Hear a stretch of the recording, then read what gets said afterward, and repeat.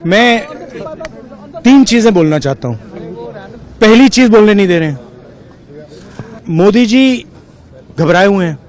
आपने देखा जो ट्रेड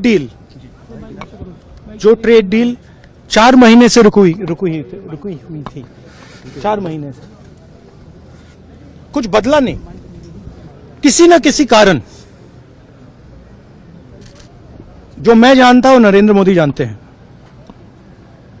नरेंद्र मोदी जी ने कल शाम उस डील को साइन कर दिया। नरेंद्र मोदी जी पर प्रेशर है, भयंकर प्रेशर है। और नरेंद्र मोदी जी का जो इमेज का गुब्बारा है, जो हजारों करोड़ रुपए लेकर बनाया गया था, वो फूट सकता है। इशू ये नारावाने की स्टेटमेंट नहीं है, ये साइड शो है। और वो भी जानते हैं, मैं भी जानता हूं।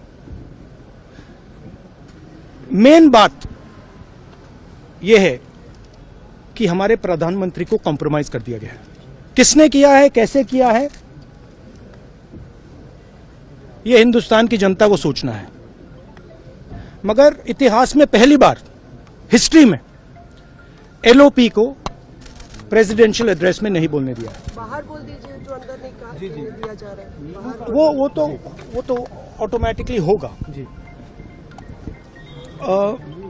बट ये आप समझिए, और हिंदुस्तान के जो किसान हैं, आप सब समझिए कि इस ट्रेड डील में आपकी मेहनत को, आपके खून पसीने को नरेंद्र मोदी जी ने बेच दिया है। और वो इसलिए बेचा है क्योंकि ये कॉम्प्रोमाइज्ड है। सिर्फ आपको नहीं बेचा है, देश को बेचा है। इसीलिए मुझे वहां नहीं बोलने देना है।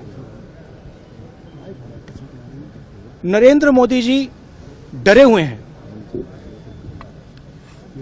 क्योंकि जिन लोगों ने उनकी इमेज बनाई है, वो अब उस इमेज को फोड़ने लगे हैं। एक अदानी जी पर केस है यूनाइटेड स्टेट्स में। वो अदानी जी को टारगेट नहीं कर रहा है, वो नरेंद्र मोदी के फाइनेंशियल स्ट्रक्चर को टारगेट कर रहा है। एक वो है। दूसरा है एप्स्टाइन फाइल्स। एप्स्टाइन फाइल्स में अभी और माल है, वो अभी रिलीज नहीं हुआ है। इसीलिए इस दबाव में आकर एप्स्टाइन फाइल्स में जो पूरा देश जानना चाहता है, मगर अभी अमेरिका ने रिलीज नहीं किया है। और दूसरा जो अदानी जी पर केस है, जो एक्चुअली मोदी जी पर केस है, क्योंकि वो बीजेपी का फाइनेंशियल स्ट्रक्चर है, मोदी जी का फाइनेंशियल स्ट्रक्चर है। तो ये 2 प्रेशर पॉइंट्स हैं। और आप ये बात समझ लो, देश ये समझ ले कि प्रधानमंत्री कॉम्प्रोमाइज्ड है।